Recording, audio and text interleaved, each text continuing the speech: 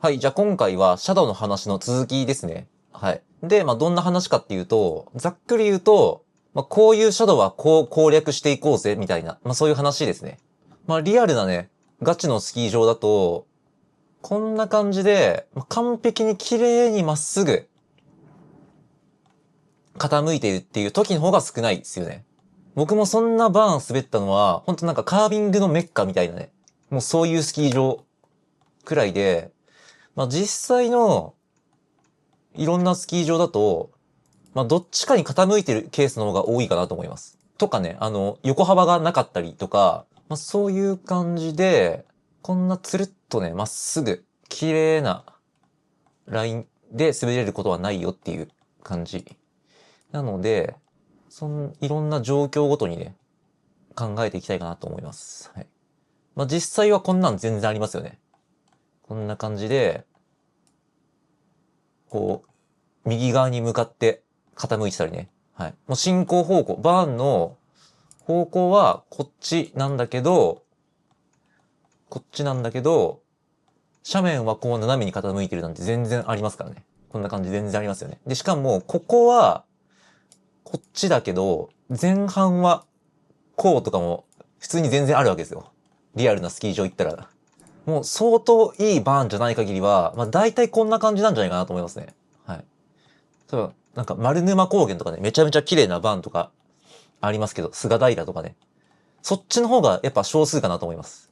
全体としては。こんなん。ちょっといろんなパターンで。まずはこの片車パターンですね。どう対策していくかっていうのを説明していきたいと思います。何パターンかありますよね。まずはなんですけど、例えば、こういう形を滑っていくときに、ちょっとこの雲邪魔だな。わざわざ作ったけど。ちょっと周りの山も邪魔だな。こう、上から見たときに、こっちの方向に向かって、まっすぐ滑っていくと、これ、もろに片車の影響って受けるじゃないですか。こっちに向かって、こういう感じでカービングしていこうと思うと、もろに片車の影響を受けまくっちゃうわけですよ。こういう感じでね。こういう感じで、このラインで滑っていこうとすると、この辺では右が上がってるし、この辺では左側が上がってるみたいな感じで、もろの片車の影響を受けちゃって、結構難しくなるよっていう感じ。なので、一番手っ取り早い簡単なパターンとしては、どっちに傾いてるかっていうのを見極めた上で、このフォールラインの方向に滑っていくっていうのが簡単ですね。例えば、今こう見ると、めっちゃこう傾いてるじゃないですか。この手前のラインが。こう傾いてるじゃないですか。なんですけど、これを、ちょっとこう、斜め横から見て、こっちに向かって、この辺に向かって、こうカービングしていく分には、そんなに形ってきつくないっすよね。はい。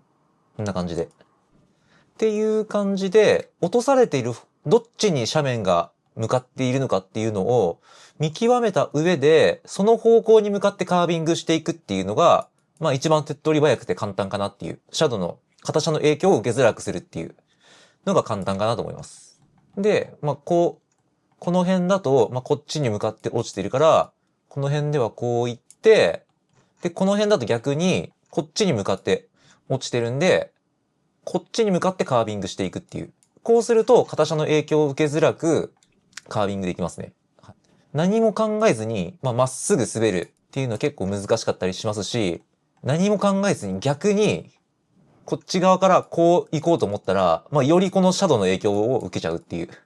よりこう、強く形に向かっていくみたいな感じになりますよね。なので、一旦ね、こうターンする前に、この斜面、どっちに向かって落ちてるんだっていうのを確認してから、その方向に向かって滑っていくっていう、こういうことですよね。なので、この場合は。これは結構初歩的というか、めちゃめちゃ重要ですね。シンプルに簡単に対策できるし、意外と意識してる人も少ないんじゃないかなと思います。はい。この斜面どっちに向かっているんだ、どっちに落ちているんだっていうね、の考えながら滑っていくっていうことですね。とは言いつつ、例えばこれがめっちゃ横幅狭かったりとかすると、そんなこと言ってらんないじゃないですか。こんな感じで。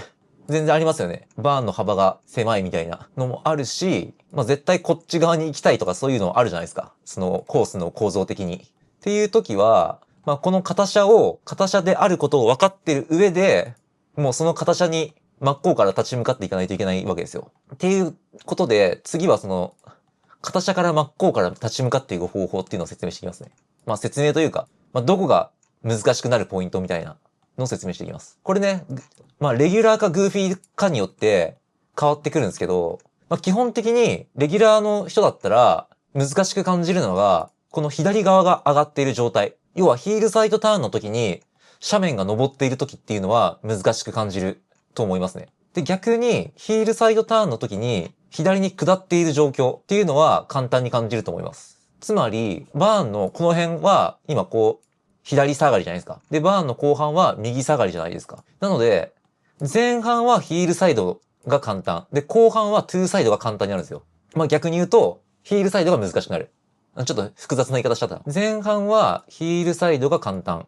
左に下っていくときはヒールサイドが簡単。右に下っていくときはヒールサイドが難しくなる。この考え方、この認識でいるといいと思います。なんでヒールサイドが難しくなるかっていうと、斜面が登っているときっていうのは、登ってる方向に向かってターンしていくっていうのは、よりね、ノーズが詰まりやすくなるんですよ。要はノーズの効きが強くなっちゃうっていう。なので、ノーズが詰まって転んじゃったりとか、テールが抜けてガガガガってなっちゃうみたいな現象が起きやすいのが、この左に向かって登っていくとき。はい。難しくなります。で、逆に、トゥーサイドで登っていくときっていうのは、意外と耐えれるんですよ。はい。意外と耐えれる。これなぜかっていうと、ヒールサイドの方が、ノーズの抵抗が強く入りやすい。で、トゥーサイドの方が、ノーズの抵抗が入りにくい。なので、切れやすいっていう、そういうスポーツなんですよ、スノーボードって。これも何回か多分説明したことあるんですけど、一応簡単に説明しておくと、多分結構最近メンバーシップの新規の方が増えたので、過去の動画とか見てないとわかんないかもしれないんで、一応説明しておくと、で、この人今、あれになってるわ。グーフィーになってるわ。これ、グーフィーの人逆になりますからね。説明してること全部逆になります。なので、逆に言うと、スイッチでもカービングできる人は、シャドウに合わせてやりやすい方を選択できるっていう強みはありますね。なぜトゥーサイドはカービング切れやすくて、ノーズが詰まりにくくて、ヒールサイドはノーズ詰まりにくいかっていう話をちょっとしていきますね、今から。いや、ちょっとフラットのバーンで説明するか。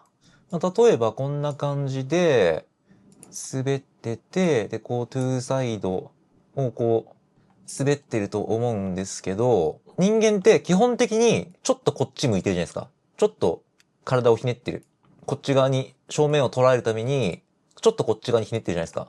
で、そうするとどうなるかっていうと、後ろ足の膝っていうのが内側に入って、前足の膝っていうのが外側に行くと。はい。ひねった方向に膝が回転していくと。骨盤とか膝が回転していくと。で、そうすると、前足の角付けっていうのは寝ていきますよね。はい。で、後ろ足の角付けっていうのは深く入っていくと。はい。で、今、テールの方が角付けが強くて、ノーズの方が角付けが弱いっていう状態になってるんですよ。はい。テールよりノーズの方が強い状態。はい。テールとノーズが同じ、またはテールの方が強い時っていうのは、板っていうのは、切れていきます。で、逆にノーズの方が強い時っていうのは、ノーズの方が強い時っていうのは、ズレの運動になります。はい。なので、こんな感じで、トゥーサイド側のターンっていうのは、構造的に、後ろ足の方が板が立ちやすく、前足の方が板が寝やすいっていう状況になりやすいので、なので簡単に切れていくんですよ。あえてこっち、背中を向けて、トゥーサイド滑る人なんてあんまいないじゃないですか。あんまり理にかなってないですよね、こうやって滑る人。なので、自然に滑るだけでも、カービングにとって合理的な姿勢になりやすいっていうのがトゥーサイドの姿勢。はい。つまり、ノーズが詰まりにくい姿勢が自然と取りやすい。なので、勝手に切れやすい。っていうことなんですよ。少数ですよね。トゥーの方が苦手ですみたいな。トゥーの方がずれちゃいますって人はあんまいないと思います。それは、そういうこと。構造的に、トゥーサイドターンはカービングになりやすい姿勢。むしろずらしが作りにくい姿勢であるということですね。そして、ヒールサイドっていうのは、その反対ですよね。ヒールサイドって、どっちかっていうととか、多分ほとんどの人が、こっちを見たい、こっちにひねりたいじゃないですか。こっちにひねりたいじゃないですか。トゥーサイドと一緒で。で、そうすると、膝が同じように、その骨盤の回転につられて回っていくと。で、そうすると、今度は、さっきのトゥーサイドと逆の現象が起きるわけですよ。前足が立っていき、後ろ足は寝ていくっていう、さっきと逆の現象が起きると。だからこのなんとなく、直感的に、これがヒールサイドっぽいな、みたいな。こっち、ターンの曲がりたい方向を、直感的に考えていくと、こっちに行きたくなるじゃないですか。はい。で、そうすると、どうなるかっていうと、どんどんこう、やればやるほど、ノーズのこのプレッシャーっていうのが強くなっていくと。まあ、つまりそういうこと。トゥーサイドでは、こう直感的な動作で体を動かしても、板っていうのは切れる方向に動きますが、ヒールサイドで直感的な方向に動かしていくと、その逆でズレの動きになっていく。ノーズにプレッシャーが強く溜まっていく動きになっていくっていうことです。はい。なので、この人を、まあ、例えばこの辺に移動させていきますね。で、ターンの後半で結構斜面を登っていく状態になってくると、ただでさえノーズが詰まりやすいヒールサイドにプラスして斜面の方が上がっていると、それでもノーズを詰まらせてくるんですよ。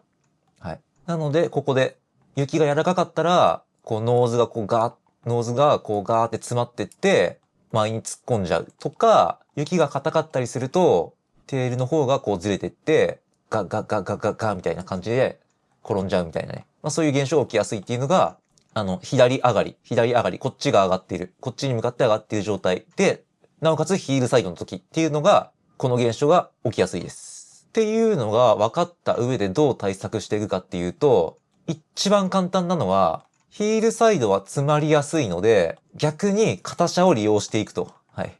詰まりやすいヒールサイドは左片車にしてあげれば、それは相殺されますので、左下に向かってヒールサイドでターンしていくときっていうのは、よりヒールサイドが簡単になります。はい。詰まりにくくなるんで、普段詰まっちゃってる人も、なんか左下がりになってると、いい感じにいけちゃったりします。なので、ヒールサイドはこっちで、ヒールサイドの時は左下下がりで攻略していくと。はい。で、トゥーサイドの時は、まあ、こっちね、右に向かって下ってる時の方が、まあ、簡単にはなりますね。まあ、ただ、トゥーサイドの時は別に、どっちにしろ詰まりづらいんで、どんな状況にも対応しやすいですね。っていう感じ。はい。なので、ヒールサイドターンを、なるべく左に向かっている時に、左に落ちていく時にヒールサイドターンをした方がいいし、右に落ちている時はトゥーサイドターンをした方が攻略しやすいです。はい。これ逆行っちゃってると、どっちもしんどくなります。トゥーサイドターンでこっちに登っていく。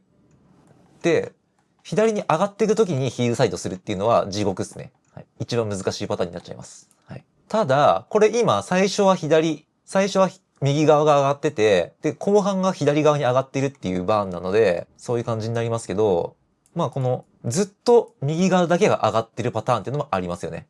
はい。こんな感じで、ずっと、なんとなく右側が上がってるパターン。で、そして、その、横幅的にそこを回避できないパターン。まあ、この時は比較的簡単なんですよ。はい。なので、ヒールサイドは、こっちが下がっている方が詰まりにくいし、トゥーサイドターンはもともと詰まりづらい方なので、こう上に登っていたとしても回避できるので、レギュラーの人だったら、こう左に向かって下っていく時っていうのは結構カービングしやすく感じるかなと思いますね。このバーンはカービングしやすくなると思います。はい。グーフィーの人だったら逆。グーフィーの人だったら、こっちに傾いてるバーンの方が、ヒールサイドはやりやすいかなと思います。で、トゥーサイドはどっちにしろ登ってても結構耐えれるので、結構耐えれるカービングバーンになるかなと思います。で、むずいのが、レギュラーで逆のパターンですよね。これが一番鬼畜パターンですね。レギュラーなのに、この左側から、こう、右に向かって傾いている時っていうのは、レギュラーでカービングしている人にとっては結構鬼畜バーになってきます。はい。で、もう正直この鬼畜さからこれ逃れようないんですが、まあどういう現象になりやすいとか、どういうミスに陥りやすいかっていうのを把握しておけば、まあある程度耐えれるかなっていうのはあると思いますので、まあこっから先はうまく攻略していくっていうよりかも、シャドウを利用していくっていうよりかも、うまく耐えるっていう、感じになってきますね。はい。で、まあ、どういうことが起きやすいかっていうと、こっちに行くときは、トゥーサイドで、こっちに下っていくときっていうのはめっちゃ切れるんですよ。トゥーサイドっていうのがもともと切れやすい、プラス、落ちていく方向なので、より切れていくんですよ。一瞬でガーって深く回せるんですよ。こっちだと。はい。に対して、ヒールサイドっていうのは、めちゃめちゃ詰まっていくんですよ、これ。はい。ちょっと向き反転させて、上から見ていくと、トゥーサイド激深のヒールサイド激浅になりやすいっていうことなんですよ。はい。トゥーサイド激深のヒールサイド激浅のターンになりやすいっていう感じ。トゥーサイドは一瞬でガーって深く切れていくけど、ヒールサイドはなかなか上に上がっていけないので、こういう感じのターンになりやすいし、こういう感じのラインを想定していった方が、滑りやすいと思いますね。はい。こうなるんだっていうのを想定してた方がいいですね。そっちのが理想なんだっていう。斜面がこっち側に傾いているのに、これを均等にやっていこうとする方が、逆に難しいよっていう。トゥーサイドは斜面に乗ってるからすごい曲がりやすい。ヒールサイドは斜面に逆らっているからすごい曲げづらい。こういう状況なので、均等な滑りをするってのがめちゃめちゃ難しくなります。はい。まず1個目のパターンとしては、もうその自然に逆らわずに、トゥーは深く、ヒールは浅く回していけばいいんだっていう。この回避の仕方でも全然ありかなと思いますね。はい。これを深く回そうと思ったら、ガンガンノーズ詰まってって、転んじゃったりするんで、それよりかは、ターンを均等にしていくっていうよりかも、ヒールサイドを大きめに回して、トゥーサイドを深めに切って、ヒールサイドを大きめに回してって言った方が、詰まって転ぶっていうのは回避できるかなと思いますね。はい。っていうパターン。で、いやいや、片車があっても、どっちも均等なターン幅で行きたいよみたいな、そっちの方がかっこいいよっていう人もいると思います。はい。僕もそっち派ですね。なるべく、左右のターン幅っていうのは均等の方がかっこよく見えるなと思いますんで、そういう時はどうしていくかっていうと、トゥーサイドは深く切れやすいので、大きく回していくと。トゥーサイドは大きめに回していく。あまり板を立てずに大きく回していく。はい。で、ヒールサイドはもうちっちゃく回していくっていうのは結構難しいので、そもそも深く回していこうっていうのは、多少諦めて、それプラス、ノーズのプレッシャーっていうのがかからないように、より前足のトーションを寝かしていくっていうね。っていう感じで対策していきますね。要は、トゥーサイドだけ深くなりすぎないように、トゥーサイドはちょっと緩めなイメージで回してあげて、ヒールサイドはノーズ詰まらないように全力で頑張るっていうね。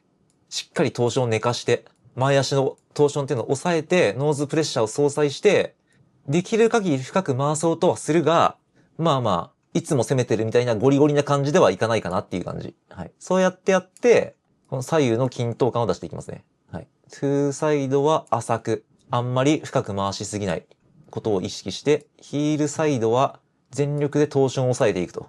ノーズの詰まりを相殺させていく。こういう感じで対策していきますね。はい。基本的にね、スノーボードっていうのは左右均等を目指そうと思ったら、人間側はね、左右不均等に動かしていかないといけなくなるっていうのはありますんで、そんなイメージでいていただけるといいかなと思います。はい。で、ヒールサイドでどこで詰まるかっていうと、だいたいこの辺ですよね。だいたいこの辺。この板が縦になっているとこ過ぎたちょい終わりぐらい。ここで一気にシャドウが上がってくるんで、で、ノーズのプレッシャーも最大になるんですよ。シャドウプラス、そのターンのノーズのこのプレッシャー、ここが一番交差するとこなんで、ここを耐えれるかどうかですね。はい。このヒールサイドの上りの形車っていうのは、ここが鬼門。ここを耐えれるかどうか。で、ここですごいノーズのプレッシャーが溜まるので、そこをいかにして逃がせるかどうか。嫌でもガンガンノーズが立っていくんですよ。ここは。はい。ガーって立ってって、ノーズがどんどん立っていくし、ノーズが立っていけばブレーキがかかって人間は前に突っ込んでいくと。はい。で、テールが抜けて、ガガガガってなるか、雪が柔らかかったら、雪が柔らかくてテールが抜けなかったら、ノーズ方向に詰まって転んじゃう。このどっちかのパターンが多いかなと思います。はい。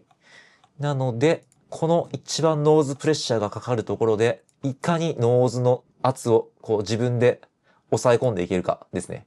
なので、こういう場面で体のひねりとかが強かったりすると、簡単にやられちゃいます。はい。めっちゃ体ひねってる系の人は、多分左上がりの形はめちゃめちゃ苦手だと思いますね。はい。なので、ノーズのプレッシャーをかけないためには、こっちじゃなくてこっちに動いていくっていうのも結構重要。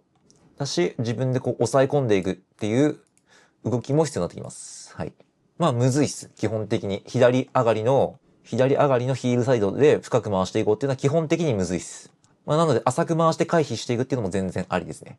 はい。深く回そうと思うと、ノーズのプレッシャーを抑え込んでいくっていう必要が出てきます。こういう感じで抑え込んでいく必要が出てきます。この時にさらにこっちって動けば、どんどんノーズが詰まっていきます。はい。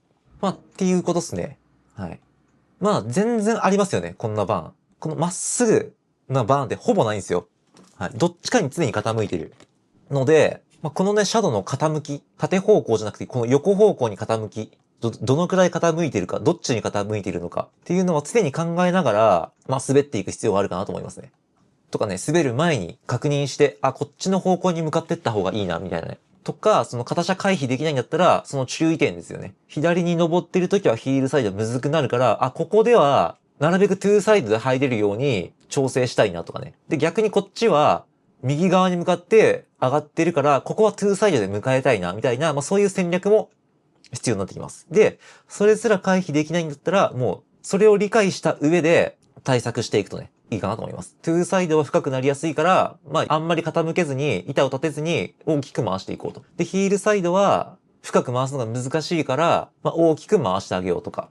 まあ、それか、ノーズがつまんないように、頑張って、ノーズのプレッシャーをコントロールしていこうとかね。まあ、そういう対策になるかなと思いますね。一番やばいのは、もう何も考えずに、同じことをし続けることですよね。この、どんなバーンでも同じノリで滑ろうと思ったら、まあ対策ができなくなっちゃいますよ、ということですね。まあという感じでした。まあ多分、ほとんどのね、バーンがどっちかに傾いてると思いますので、なんか調子悪いぞ、みたいな。このバーンだとなんか滑れないぞ、みたいなね。そういう時は、ちょっと片車について考えてみるといいかなと思います。まあという感じでした。まあなるべくならね、カービングの練習中とか、これから上手くなりたいって人だったら、まあなるべく、あんまり片車がないところ、ないスキー場探して、そこで練習した方が間違いなくいいと思います。はい。ただ、実際のスキー場はそんな甘くないよっていうのもありますね。はい。ではね、今回の動画はこれで以上とさせていただきます。ありがとうございました。失礼します。